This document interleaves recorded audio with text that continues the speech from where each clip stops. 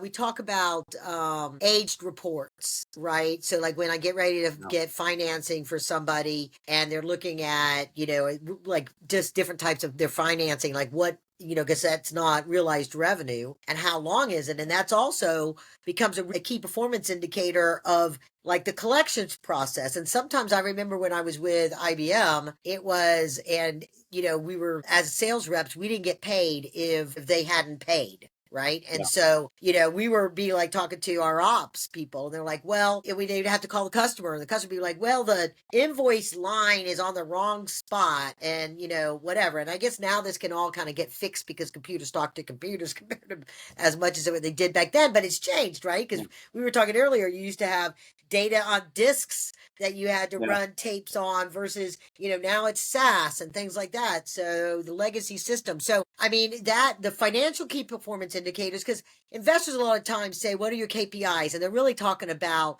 customer acquisition. A lot of times they're all worried about the revenue, but it's really not. Generating the revenue is different than collecting the revenue.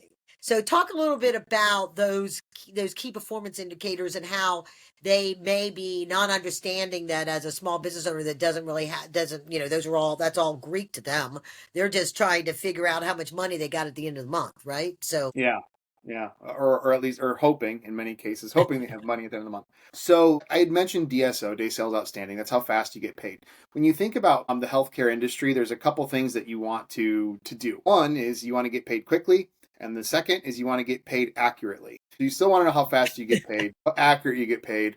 And just like other industries, you do want to know your new versus established patients. So any acquirer is going to be interested in how many times you have recurring revenue or a patient that comes in. It's easier in specialties like dental or ophthalmology or optometry, I should say, where you have, an annual checkup or visit. As compared to other specialties that may be more of a one-time instance or less common a reoccurrence. So you do want to know how many of those are new patients versus established. And then another thing you can look at is the family infrastructure. So we call it guarantors.